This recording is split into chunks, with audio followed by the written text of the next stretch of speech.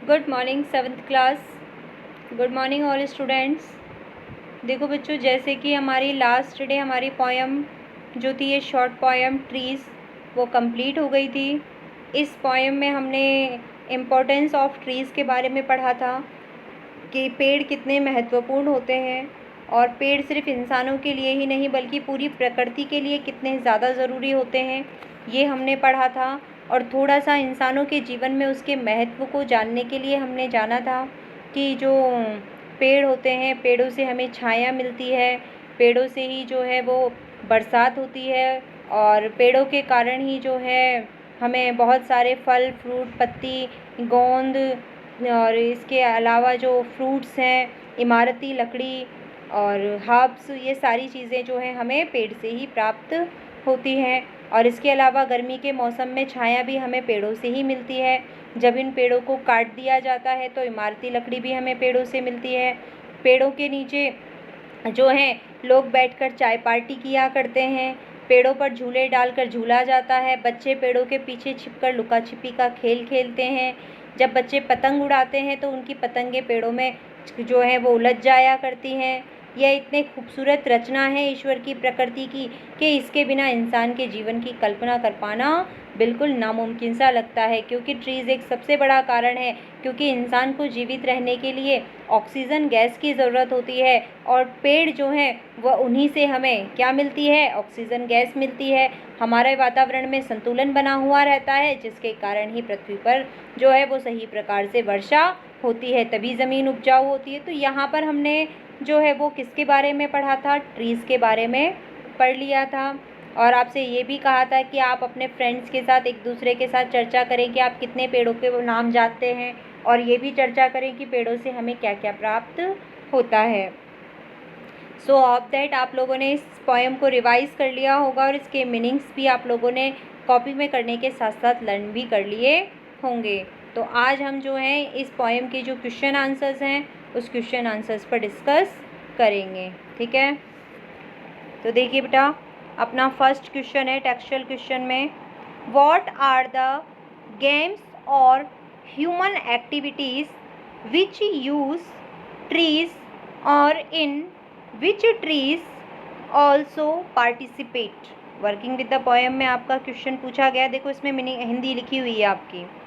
वे कौन से खेल या इंसान की ऐसी गतिविधियां हैं जिनमें पेड़ों का यूज़ किया जाता है या जिन गतिविधियों में पेड़ भी हिस्सा लेते हैं।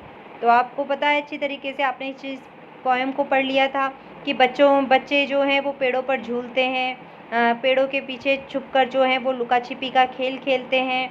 इसके अलावा वो खेलने के लिए पेड़ों पर ट्री हाउस भी बनाते हैं, छोटे छोटे घर भी बनाते हैं। पेड़ों के नीचे बैठकर लोग आराम भी करते हैं और उसकी ठंडी हवा का आनंद लेते हैं।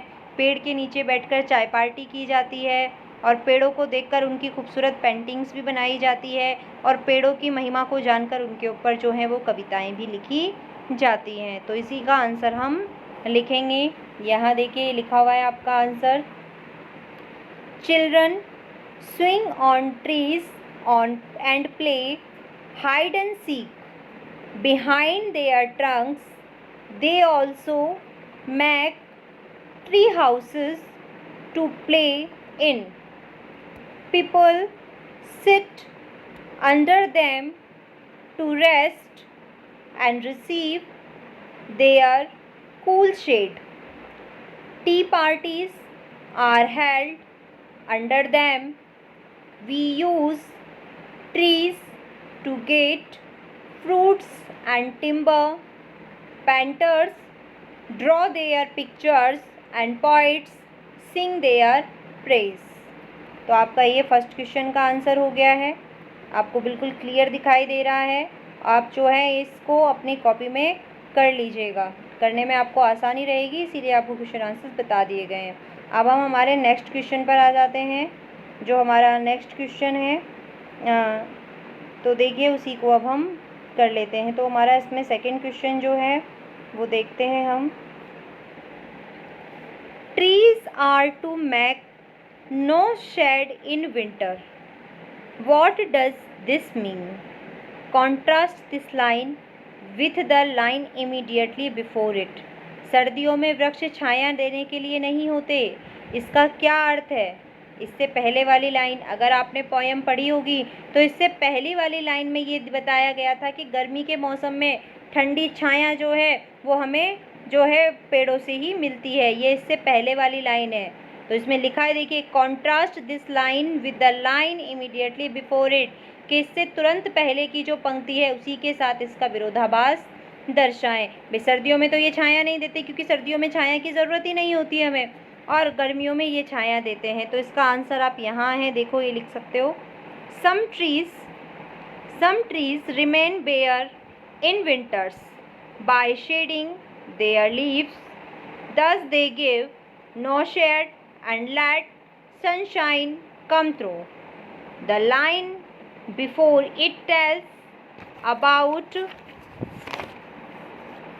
about how trees are laden with leaves to give cool shade in summers. कि देखिए कुछ पेड़ ऐसे होते हैं कि सर्दी के मौसम में उनकी पत्तियां गिर जाती हैं, जिसके कारण वो जो पेड़ हैं वो एकदम बिना पत्तियों के खाली हो जाते हैं, जिसके कारण वो सर्दियों में छाया नहीं दे पाते, लेकिन सूर्य की तेज रोशनी उन पर साफ पड़ती है। और इससे तुरंत पहले वाली लाइन जो थी उसमें आपको पता है कि गर्मी के मौसम में पेड़ पत्तियों से लदे होते हैं, इसके कारण वह ठंडी छाया हमें प्रदान करते हैं।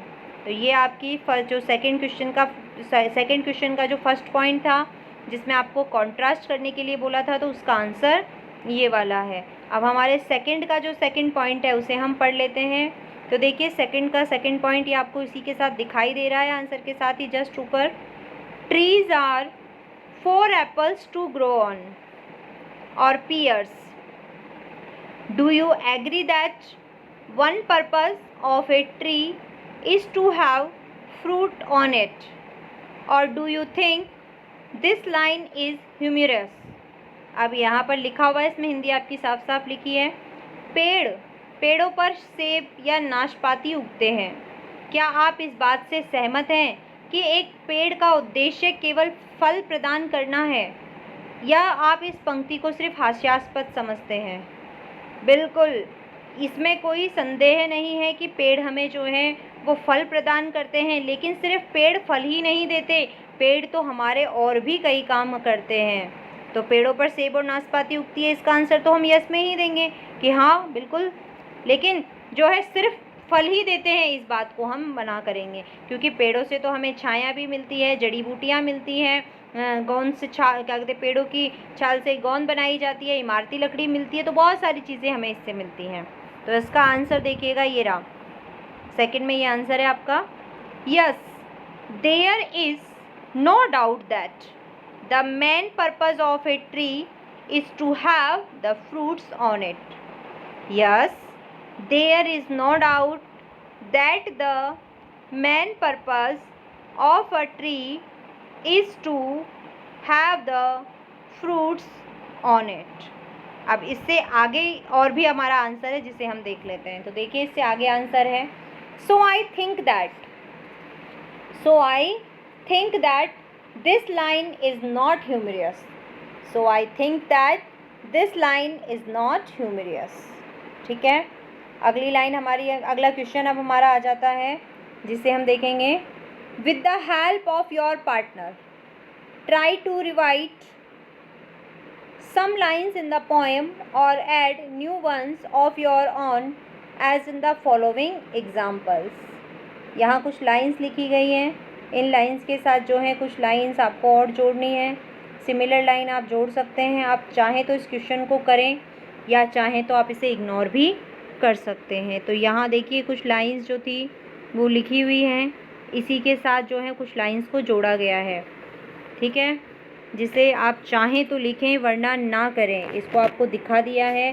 But totally depended on you, if you want to do it so do, if don't you no sorry if अगर आप नहीं चाहते हैं तो मत करें। If you want to do this so do this, if you don't want to do this so don't do this। अगर आप चाहें तो इसे करें और नहीं चाहें तो ना करें। बार बार आपको ये लाइन रिपीट की गई है क्योंकि हमारे जो आंसर हैं क्वेश्चन आंसर्स उनकी ये लास्ट लाइंस हैं जो आपको दिख जाएं और आप बेटर तरीके से इन्हें अगर करना चाहते हैं तो कर लें, ठीक है। इसी के साथ आपकी जो पोएम है, पोएम के क्वेश्चन आंसर्स हैं वो पूरे हो गए हैं और नेक्स्ट डे से जो हमारा चैप्टर होगा वो हम स्टार्ट करेंगे। आज आपके लिए ये वर्क है, आप अपनी पोएम के क्वेश्चन आंसर्स करेंगे।